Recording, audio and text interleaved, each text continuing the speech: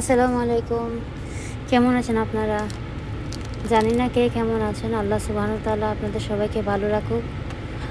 এই কয়েকদিন দেশের যা অবস্থা ছিল, আপনারা তো বাংলাদেশে ছিলেন, আপনাদের নেট কানেকশন অফ ছিল। কিন্তু আমরা যারা বিদেশে আছি, প্রবাসে আছি, স্টুডেন্ট বলেন, সাধারণ মানুষ বলেন, আমাদের সবার মধ্যে দিয়ে কী অবস্থা ছিল, আমরা সবাই কী অবস্থার মধ্যে ছিলাম আল্লাহ সুবহানাহু ওয়া তাআলাই ভালো জানেন।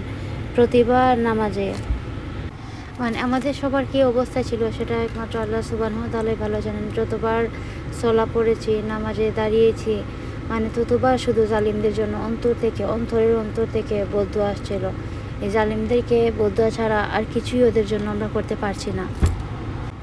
জালিম বলতে আমি ওদেরকেই বুঝিয়েছি, যারা ক্ষমতায় থাকা অবস্থায় ওই অন্যায়গুলিকে প্রশ্রয় দিয়েছে, যেসব আইনশৃঙ্খলা বাহিনী এভাবে জুলুম করেছে প্রতিটা স্টুডেন্টের উপর, জেনারেল স্টুডেন্টের উপর, সাধারণ পাবলিকের উপর জুলুম করেছে, আমি ওদেরকেই জালিম বলেছি।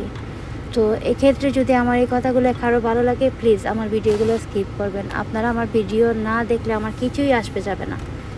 রিজিকের মালিক আল্লাহ সুবহানাহু ওয়া তাআলা। আমাদের রিজিক আসমান নির্ধারিত হয়, জমিনে না। আর রিজিক নিয়ে আমি কখনোই পেরেশানি করি না, মাশাআল্লাহ। যদি কখনো পেরেশানি আমার মধ্যে আসে, সেটা আল্লাহ সুবহানাহু ওয়া তাআলার রহমতে, আবার সেই পেরেশানিটা আমার চলে যায়, মাশাআল্লাহ, আল্লাহুম্মা বারিক।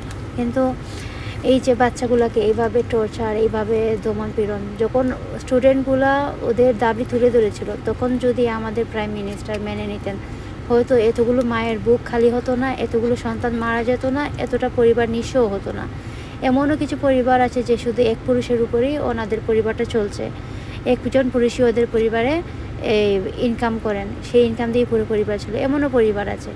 কিন্তু প্রথমেই যদি এই গারতারামি না করে এগুলো মেনে নেওয়া হতো, তাহলে হয়তো এগুলো হতো না।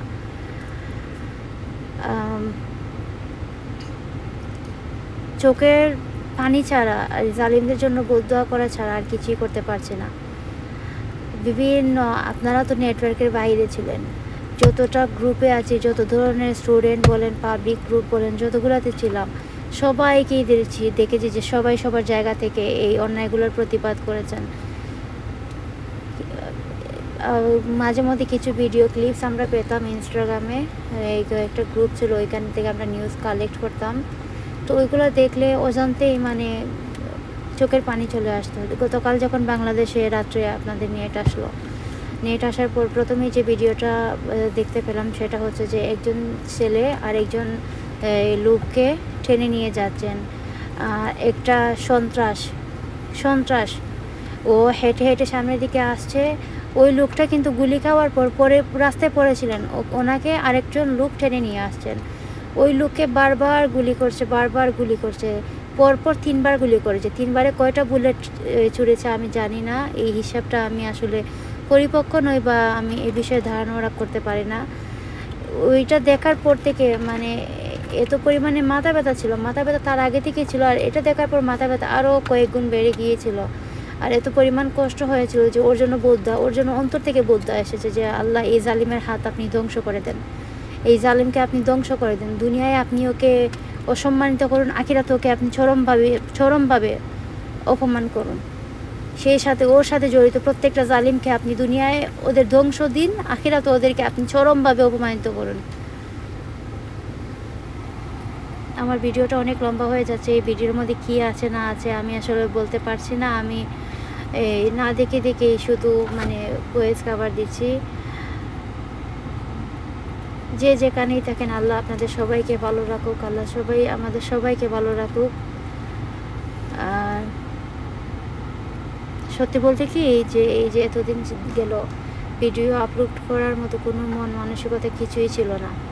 কি করব না করব, আমি ওই যে বলে না, 1971 সালে, 1952 সাল, 1969 সালের এগুলো তো কিছুই আমরা দেখিনি। আমরা তো 90s পরে কিডস, আমরা তো এগুলো কিছুই দেখিনি। কিন্তু এই 2024 সালে দেখলাম যে কী পরিমাণ জুলুম হয়, কী পরিমাণ আমরা যে ছবিগুলো দেখি না, 1971 সালে যে ছবিগুলো দেখতাম, যে রেডিওতে ওনারা খবর দেখছেন, খবর শুনছেন, তো ওইগুলোতে ভাবতাম যে এইভাবে রেডিও নিয়ে বসে থাকার কি হয়। কিন্তু এই কয়েকটা দিনে বুঝতে পারলাম যে ওনারা কেন এইভাবে রেডিও নিয়ে আগ্রহ ধরে বসে থাকতেন। একটা খবরের জন্য আমরা কিন্তু উৎসুক হয়ে পড়ে থাকতাম যে একটা খবর পাই কি না পাই কি না। বিশ্বাস করুন আমার পরিবারের জন্য আমার মধ্যে একটা বারেরও টেনশন ছিল না, একটা বারের জন্য আমি আমার পরিবারের জন্য টেনশন করিনি। কারণ যে আমি আলহামদুলিল্লাহ আমি এটা বুঝতে পারছিলাম যে আমার পরিবার ভালো আছেন। আমি বুঝতে পারছিলাম ওনাদের সাথে, তো ওনাদেরকে আমি একবারের জন্য কল দিইনি, শুধু ডলার কার্ড থেকে একবার ওনাদেরকে কল দিয়েছিলাম।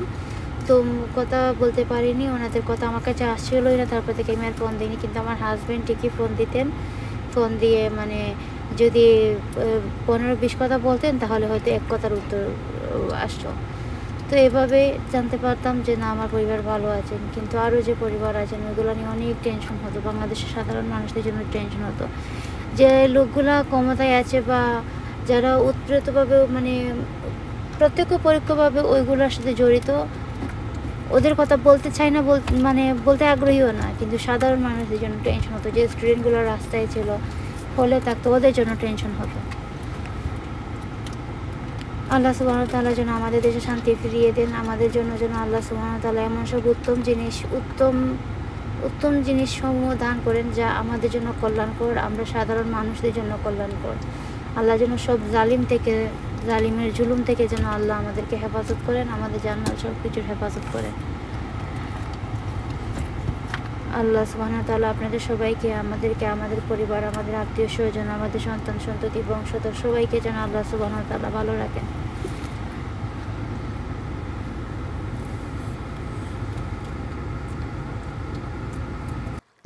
এখানে আমি দুটো তরকারি রান্না করছিলাম, একটা ছিল আলু দিয়ে আর বাইম মাছ দিয়ে, যে ছোটো বাইমগুলো হয় সেগুলো দিয়ে, আর আরেকটা ছিল লাউ দিয়ে চিংড়ি। তো এই ছোটো বাইমগুলো আমি পরিষ্কার করার জন্য এখানে এই যে কাঁচি আছে, কাঁচি ব্যবহার করেছি। কাঁচি দিয়ে এটার সাইডের যে কাঁটাগুলো আছে ওই কাঁটাগুলো ফেলে দিয়েছি। তারপর এটার ভিতরের ময়লা পরিষ্কার করে এটাকে টুকরো টুকরো করে তারপর এটা দিয়ে আলু রান্না করেছি। এই যে এভাবে এটাকে আমি পরিষ্কার করে নিয়েছি। এটার যে কাঁটাগুলো থাকে আমি দা দিয়ে কাজ করতে পারি না, সেজন্য আমি এখানে কাঁচি ব্যবহার করেছি। আর কাঁচি দিয়ে এটার সাইডগুলো ফেলে দিয়ে তারপর এভাবে পরিষ্কার করে নেওয়ার পর এটাকে লবণ দিয়ে ভালো করে কয়েকবার ধুয়ে নিয়েছি। তো ধুয়ে নেওয়ার পর এটা এরকম পরিষ্কার দেখাচ্ছিল। আর এটা এখন আমি আগে আলুটাকে আমি বয়েল করে নিয়েছি ভালো করে, তারপর এই মাছটা দিয়ে দিয়েছি। বাইম মাছ যেহেতু সিদ্ধ হতে একটু টাইম নেয়, একটু বেশি টাইম নেয় বাইম মাছটা। আর ওই যে অপর পাশে আমার চিংড়ি দিয়ে লাউ ওইটার অলরেডি কুক হয়ে গিয়েছিল। আর এখানে আমি আলু আর বাইম মাছটা শুধু রান্না করে নিয়েছিলাম। আর অনলাইনে কিছু খাবারেরও অর্ডার দিয়েছিলাম আমি সন্ধ্যার জন্য, তো ওইগুলোও নিয়ে চলে আসছিলেন ডেলিভারি ম্যান। আমাদের সৌদি আরবে একটা অ্যাপস আছে হাঙ্গার স্টেশন, যেটাতে আমরা খাবারের অর্ডার দিয়ে থাকি।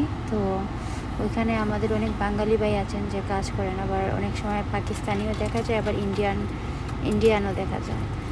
আর ওইটা রান্না করতে করতে আমার মেয়েকে আমি লাউ চিংড়ি দিয়ে অল্প কয়েকটু ভাত খাইয়ে দিয়েছি। আর এই যে খাবারগুলো নিয়ে চলে আসছেন হাঙ্গার স্টেশনের ডেলিভারি যে বাই দিয়েছিলেন উনি দিয়ে গিয়েছিলেন। তো উনি বাংলাদেশি। এই খাবারগুলো আমার হাজব্যান্ড বাসায় ছিলেন না, তো আমার মেয়ের জন্য ওর জন্য ফিঙ্গার স্ট্রিপসগুলো অর্ডার দিয়েছিলাম। আর আমার জন্য এই শর্মাটা, আর আমার হাজব্যান্ডের জন্য শর্মাটা। তো আমারটা ছিল স্পাইসি আর আমার হাজব্যান্ডের ছিল রেগুলার। আর এগুলোর মধ্যেই খাওয়া দাওয়ার মধ্যে আমার হাজব্যান্ড দেখি হুট করে এই আমার মেয়ের জন্য একটা বিড়াল আর একটা একুরিয়াম নিয়ে চলে আসছেন। তো আমার মেয়ে ইদানিং ও বিড়াল পোষার জন্য খুব পাগল হয়ে গিয়েছে, শুধু বিড়াল পুষবে। যখন রাস্তায় বিড়াল দেখে তখন বলে যে এগুলো ধরে বাসায় নিয়ে যাই। তো অনেক দিন পর বলতে অনেক দিন পর আমার হাজব্যান্ড বিড়াল নিয়ে আসছিলেন আমার মেয়ের জন্য, যাতে ও করতে পারে। আর আমাদের এই বিড়ালটার নাম আমরা দিয়েছি ডোরা। তো আমার মেয়ে করে কি, ও তো আসলে ছোটো মানুষ, ও বিড়ালটাকে বেবি সিস্টার বলে ডাকে, আবার অনেক সময় ডোরা বেবি বলেও ডাকে। আমরা যেহেতু ওর নাম ডোরা দিয়েছি, তো আমি ওকে ডোরা বেবি বলি, আর সেই সাথে আমার মেয়েও ওকে ডোরা বেবি বলে ডাকে। তো তো ওকে প্রথমে কাঁচাই নিয়ে আসছিলেন, কাঁচাই নিয়ে আসলেও ওকে কাঁচা থেকে আমরা বাইরেই রাখছি। ওর পটির ব্যবস্থাটা করে দিয়েছি, মানে একটু বালু দিয়ে, যে কিনতে পাওয়া যায় না বালুগুলো, ওই বালুগুলো। আর আর ডোরার জন্য খাবার কিনে আনতে হয়। ও বাসার কোনো খাবারই খায় না, আসে না যে বাসায় রান্না করা মাংস বা মাছ সিদ্ধ করে দিলে খায়। ও ওইগুলো কিছুই খায় না। ওকে আমরা যেদিন থেকে এনেছি সেদিন থেকে ওকে মানে কিনা খাবার খাওয়াতে হচ্ছে। এক এক সময় দেখা যায় যে 60 রিয়াল, 70 রিয়াল বা 90 রিয়ালেরও কানে আনে খাবার আনতে হয়। ও আবার শুকনো খাবারগুলো খায় না, টুনা ফিশ, স্যালমন যেগুলো প্যাকেটে থাকে ওইগুলোই খায়। আর যে অ্যাকোরিয়াম দেখতে পাচ্ছেন, এই অ্যাকোরিয়ামে মাছগুলো আমাদের সবগুলো মরে গিয়েছিল অক্সিজেনের জন্য। যার কাছ থেকে কিনে আনছিলেন উনি অক্সিজেনটা ঠিকমতো সেট আপ করে দিতে পারেনি, সেজন্য আমাদের অনেকগুলো মাছ মরে গিয়েছিল। আর এই যে আমার মেয়ে ঘুম থেকে উঠেই ও ডোরাকে নিয়ে খেলা শুরু করে দিয়েছিল। ডোরা নাফিসাকে, আমার মেয়েকে ভয় পায়, যখনই দেখে ওর দিকে আসে ও এক দৌড়ে চলে যায়। আবার মাঝে মধ্যে ডোরা করে কি ওকে এমন এক দৌড় দেওয়ায় যে এক দৌড়ে ওকে সুপার উপরে তোলে বা বেডের উপরে নিয়ে তোলে, ভয় পায়।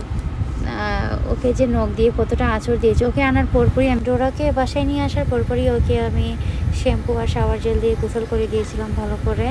তারপর আমার হাজব্যান্ড এটাকে হেয়ার ড্রায়ার দিয়ে শরীরে শুকিয়ে দিচ্ছিলেন যাতে ও শরীরটা শুকিয়ে যায়। আমরা এর আগে কখনো বিড়াল পুষিনি বা জানিও না কী করে যত্ন নিতে হয়। তো আমার একটা ফ্রেন্ড আছে, ও খুব পাগল এগুলোর জন্য, ইউকেতে থাকে এখন।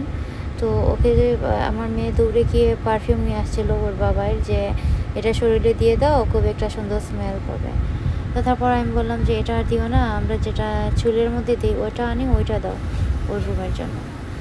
তো আমার হাজব্যান্ড, ও ডোরা কিন্তু অনেক ছোট ছিল, এই 1 মাস আগে ওকে নিয়ে আসছিলেন। এখন মাশাল্লাহ দেখতে মাশাল্লাহ ও ডোরা কিন্তু 1 মাসে অনেকটাই বড় হয়ে গিয়েছে। তো তারপর আমি এই পারফিউমটা নিয়ে আসলাম, যেটা আমার মেয়ের চুলের জন্য ব্যবহার করি, ওর চুলের মধ্যে দিই, খুব সুন্দর একটা স্মেল করে। আর এই যে দেখুন ওর শরীরটা শুকানোর পর ওকে দেখতে মাশাল্লাহ কি কিউট লাগছিল। যখন ওকে নিয়ে আসছিলেন তখন তো ওর শরীরের মধ্যে ময়লা লাগানো ছিল। আর ওর জন্য আমরা এই পটির ব্যবস্থা করে দিয়েছি বাইরে, যে বালুগুলা এই কিনে আনেন, ওই বালু দিয়ে বালু চেঞ্জ করতে হয়। ওই ময়লাগুলো একটা কি বলে যে বালু তুলতে হয়, যেটা দিয়ে ছোটো ছোটো ওইগুলো আছে, ওইগুলো দিয়ে ময়লাগুলো তুলে ফেলে দেন। তো তারপর ওইখানে আবার নতুন বালু দিয়ে রিপ্লেসমেন্ট করে দেন।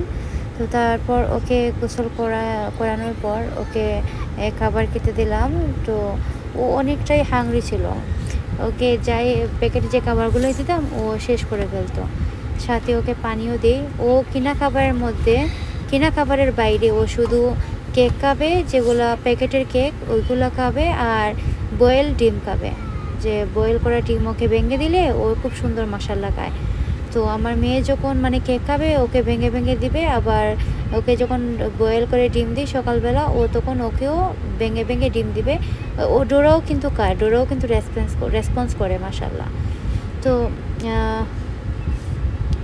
এই তো এভাবে আমার মেয়ের সময় কাটে এখন। যখন টিউশনিতে যায় তো টিউশনিতে যায়, তারপর ওর সামার ক্যাম্প এখন চলছে, সামার ক্যাম্পে যায়। বাসায় আসতে আসতে সন্ধ্যা 7:30। তো আসার পরেই ও ডোরাকে নিয়ে খেলাধুলা